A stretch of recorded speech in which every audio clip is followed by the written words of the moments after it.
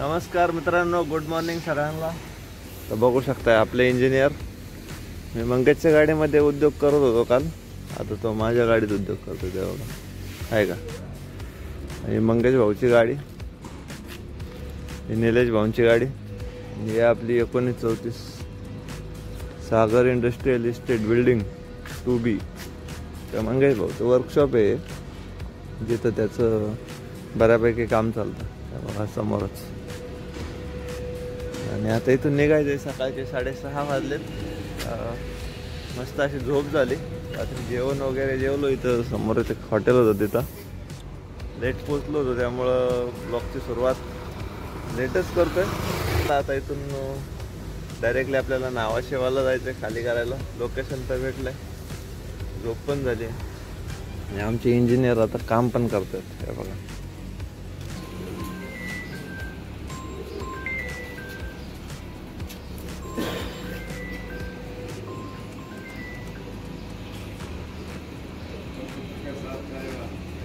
चना डालो ना उनको. हाँ, 2 तास 16 मिनिटं दाखवते 80 किलोमीटरसाठी. चला गाडी वळून घेऊ.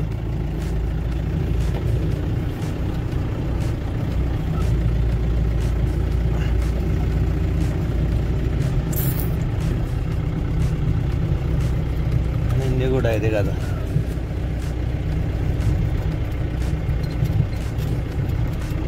हे बघा, हे बसवलंय.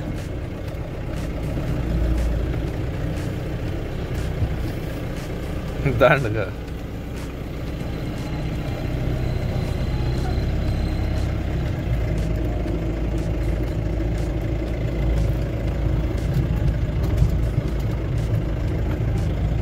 असं फिरवायचं घराघर.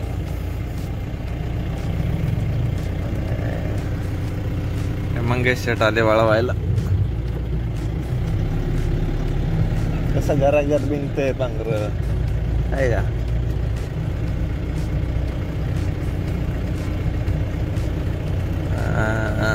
ऑपरेट करायला जरा सोपं जातं याने.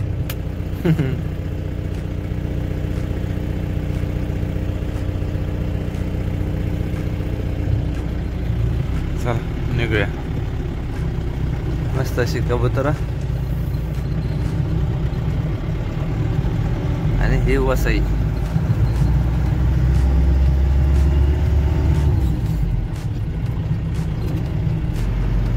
भरपूर असा इंडस्ट्रियल झोन आहे हा मोठा, बरं का. म्हणजे असे बरेचसे वर्कशॉप आहेत. तसंच मंगेशचं पण एक वर्कशॉप आहे तिथं जाऊन रात्री मस्त असा आराम झाला आपला. बघा, परत आता पुढे गेलं ना टपरा चढून का मग वसईच्या बाहेर निघू मेन रोडला. परत 1 किलोमीटरच आहे अजून.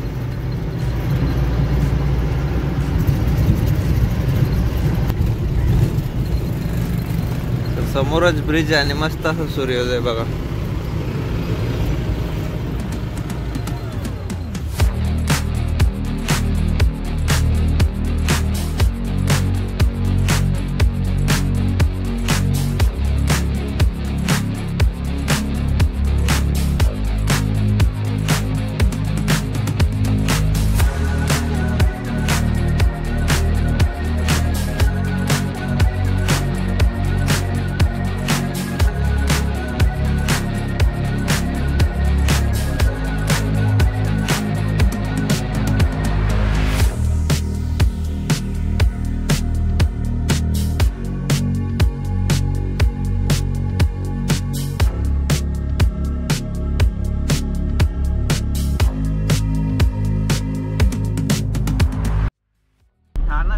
ट्रॅफिक क्रॉस करायला मित्रांनो आपल्याला कमीत कमी 1 ते 1.5 तास गेलाय. कारण आता वाजले सकाळचे 9 आणि तुम्हाला दाखवतो. हे बघा, पूर्ण जाम आहे, पूर्ण जाम.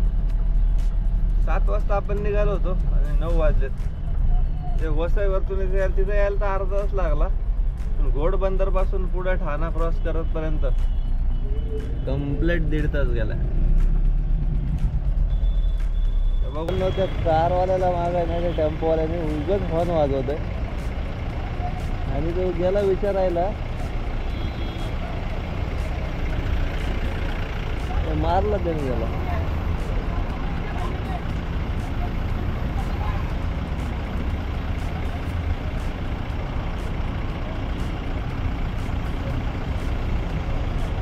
फुल ट्रॅफिक जॅम आहे यार, फुल ट्रॅफिक. मित्रांनो इथं त्या कारवाल्याची काहीही चुकी नव्हती, कारण त्या टेम्पोवाल्याने मला सुद्धा 2 वेळा हॉर्न दिला. उगाच धटिंग करून, ट्रॅफिक एवढं जाम आहे त्यात पुढे जाण्यासाठी आहे ना, उगाच धटिंग करून. आता कारवाला विचारायला गेला त्याला उतरून मारायला लागला. म्हणजे तुम्ही तरकारी चालवताय म्हणजे काय, तुम्ही असं नाही की पूर्ण रस्ते तुमच्यासाठी मोकळेच पाहिजेत. आताशी थोडं ट्रॅफिक मधून बाहेर निघाला.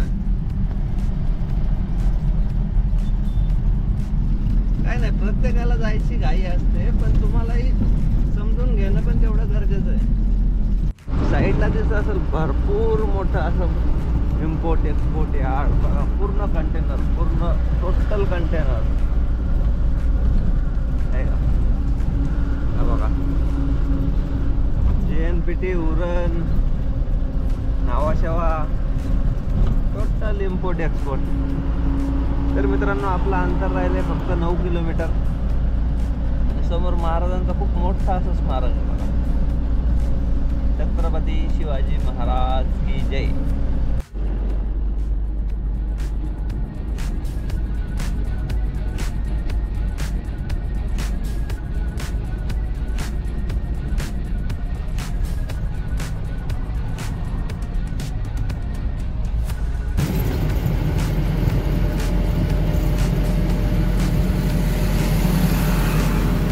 तिकडे समोर जायचंय मित्रांनो आपल्याला गाडी खाली करायला. समोरच मित्रांनो CWC लॉजिस्टिक पार्क दिसत. भरपूर मोठं असं उरणचं टर्मिनल. भरपूर अशा गाड्या पण थांबतात आणि आपण पण थांबलो. तर गेट पास बनलं होतं आपलं. आतमध्ये जो एजंट असतो त्याला सांगितलंय, बोला मी एकदा चेक करतो आणि गाडीचं गेट पासचं बघतो. तर चला आता बघूया किती वेळ जातोय आपल्याला गाडी खाली करायला, कारण 3च पॅलेट आहेत आणि आज थोडी गर्दी कमी आहे होळी असल्यामुळे. तर सगळ्यांना होळीच्या खूप खूप शुभेच्छा. ही होळी तुम्हाला आनंदाची, सुखाची आणि भरभराटीची जाओ. तर बघू आपल्याला आता किती वेळ लागतोय हे खाली करून घेऊ आणि मग पुण्याला निघू. इथून काही बुकिंग वगैरे भेटलं तर ठीकच आहे, नाही भेटत जे काय होईल ते तुम्हाला ब्लॉगमध्ये पुढे बघायला भेटेल. त्यामुळे ब्लॉग शेवटपर्यंत नक्की बघा. आता इथे जेवणाचे थोडे वांदे आहेत, कॅन्टीन वगैरे आहेत असे, तर टाइम लागला तर काहीतरी खाता येईल. सकाळी चहा पिऊनच निघालो होतो.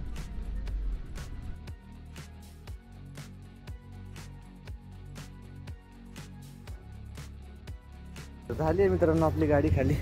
हे बघा पोच पण रिसिविंग भेटली. ते बघा तिकडे आपण ट्रेलरच्या बॅक साईडला आपले बॉक्स काढून ठेवले होते आणि ते दादा आहेत त्यांनी आपल्याला आता गाडी खाली करून दिली. हे बघा ते रेड शर्ट आहेत ना ते. अर्धा पाऊण तासच लागला असेल आपल्याला गाडी खाली करायला, कारण आज होळी असल्यामुळे इथं बिलकुल अशी गर्दी नव्हती. आणि होळीच्या सगळ्यांना खूप खूप शुभेच्छा. ही होळी, हा सण कलरफुल मस्तपैकी एन्जॉय करायला भेटेल 2 दिवस. तर आपण पण आता डायरेक्टली घरी जाणार आहे, म्हणजे बुकिंग रिटर्नचं काही शोधत बसणार नाही. भरपूर गरम होत आहे आणि अजून आंघोळ वगैरे करायची, तर घरी गेल्यानंतरच आता फ्रेश होता येईल मस्तपैकी. तर चला ही सिरीज मित्रांनो आपली संपली आहे, जामनगरची ट्रिप. तर ह्या बुकिंगमध्ये मित्रांनो आपल्याला जे रिपोर्ट होता तो 11,000 रुपयाचा होता आणि ह्या 11,000मध्ये आपण 6,000 रुपयाचं डिझेल भरलंय. 1,500 रुपये आपल्याला टोल खर्च आला, 500 रुपये आपल्याला रोड खर्च आला. असेल टोटल असे 8,000 रुपये आपल्याला या ट्रिपचा खर्च होता आणि 11,000 रुपयाचं बुकिंग होतं. तर जामनगरचा रेट खूप डाऊन आहे, त्यामुळे मित्रांनो बुकिंग घेताना इकडे चांगल्या रेटनेच बुकिंग घेत जा, म्हणजे तुम्हाला जास्त लॉस बेअर करावा लागणार नाही. कारण अहमदाबादला पण 11-12,000 रुपयाचा रेट लागतो आणि जामनगरला तिथून 300 किलोमीटर असून सुद्धा तेवढाच रेट लागतो. मग विचार तर आपल्यालाच करावा लागणार. तर चला फायनली पोहोचलोय, ट्रिप कंप्लीट झाली आहे, रिसिविंग पण भेटलेली आहे. आता इथून डायरेक्ट घरी जायचं आहे. तर ही सिरीज पण एंड करूया. सिरीज कशी वाटली ते कमेंट करून नक्की सांगा आणि अशाच नवीन नवीन सिरीज पाहण्यासाठी चॅनलला सबस्क्राईब नक्की करा. तर सगळ्यांना परत एकदा होळीच्या खूप खूप शुभेच्छा. हा ब्लॉग आता इथंच एंड करतोय. ब्लॉग कसा वाटला ते कमेंट करून नक्की सांगा. भेटूया मित्रांनो अशाच एका नवीन सिरीजमध्ये. तोपर्यंत काळजी घ्या आणि जय शिवराय.